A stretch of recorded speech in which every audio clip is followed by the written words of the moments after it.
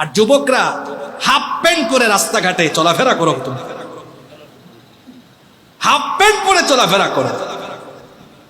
নবুয়তের আগে 35 বছরের বেশি সময় নবীজির তখন কাবাগরের পুনর্নির্মাণ হচ্ছে। কাবাগরের কি হচ্ছে?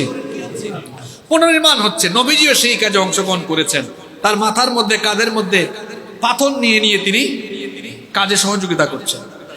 তো তার চাচা আব্বাস তিনি বললেন, ভাতিজা তুমি যে কাঁধের মধ্যে পাথর নিচ্ছ, মাথার মধ্যে নিচ্ছ, তোমার তো শরীরে দাগ পড়ে যাবে। তুমি এক কাজ করো, লুঙ্গিটা খুলে ফেলো, খুলে কাঁধের মধ্যে বা মাথার মধ্যে দাও। এই কথা বলে যখন তার লুঙ্গিতে ধরতে যাবেন তার চাচা, নবীজি এই চিন্তা করলেন আমার লুঙ্গি খুললে তো লজ্জাস্থান প্রকাশিত হয়ে যাবে, সতর খুলে যাবে, সাথে সাথে বেহুশ হয়ে গেলেন। সুবহানাল্লাহ কইতে ইচ্ছা করে না?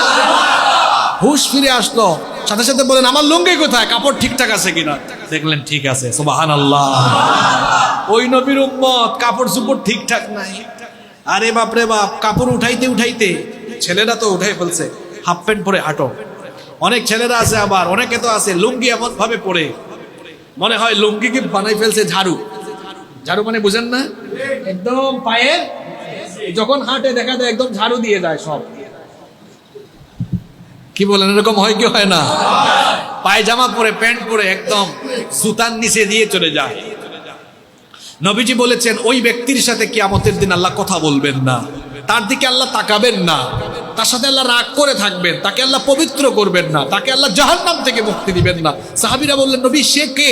নবীজি বললেন যে টাকনুর নিচে কাপড় ঝুলাইয়া হাঁটে। যুবক ভাইরা, আমরা নবীজির সুপারিশ চাইতো, রাসূলের সুপারিশ চাইতো।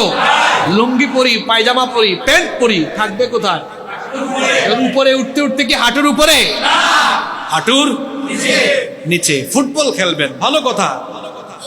আপনি একটু লম্বা প্যান্ট পরে ফুটবল খেলেন, অসুবিধা আছে?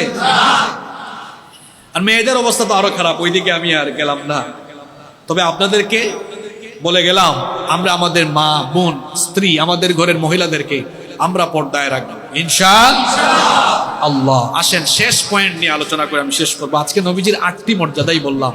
সর্বশেষ হচ্ছে আমার আপনার নবীকে আল্লাহ অসংখ্য মুআজিজা দিয়েছেন, অন্য নবীদেরকেও আল্লাহ মুআজিজা দিয়েছেন। কিন্তু অন্যান্য নবীদের সাথে আমার আপনার নবীর মুআজিজার পার্থক্য হলো অন্যান্য সকল নবী দুনিয়া থেকে চলে গিয়েছেন, তাদের মুআজিজাও শেষ। আর আমার আপনার নবী দুনিয়া থেকে চলে গিয়েছেন, কিন্তু তার মুআজিজা এখনো জীবন্ত হিসাবে আমাদের সামনে বিদ্যমান। সুবহানাল্লাহ। মুসা নবী, তাকে আল্লাহ ডাকলেন তুর পাহাড়ে। কোন পাহাড়ে? তুর পাহাড়ে আল্লাহ ডাকলেন মুসা নবীকে, বললেন ও নবী মুসা, তোমাকে আমি নবুয়ত দিলাম। মুসা নবী বললেন ওগো আমার রব, আমাকে যে নবুয়ত দিয়েছো কিছু মুআজিজা দাও। আল্লাহ তাআলা বললেন মুসা তোমার হাত বগলের নিচে ঢুকাও। তিনি তার হাতকে বগলের নিচে ঢুকালেন। আল্লাহ বললেন এবার বের করে আনো। তিনি যখন বের করে আনলেন, দেখা গেল তার হাত থেকে এমন শুভ্রতা আলো ছড়াচ্ছে, হাত থেকে সূর্যের আলোর মতো আলো ঝলঝল করছে। আল্লাহ বলেন এটা হলো তোমার মুআজিজা। আরেকটা মুআজিজা হলো ও মুসা তোমার হাতে কি? তিনি বললেন হিয়া আসায়া আতাওয়াক্কাউ আলাইহা ওয়া আহুশু বিহা ওয়া আহুশু বিহা আলা গনামি ওয়া লিয়া ফিহা মাআরিবু উখরা। এটা আমার হাতের লাঠি, এটার উপর আমি ভর করে চলাফেরা করি, গাছের ডালে বাড়ি দিয়ে পাতা পারি, আমার পশুর পালকে খাওয়াই।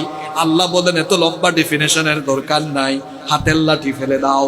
হাতের লাঠি ফেলে দিলেন, দেখা গেল ফাইদা হিয়া হাইয়াতুন তাসা, জীবন্ত সাপ হয়ে সেটা দৌড়াদৌড়ি আরম্ভ করলো।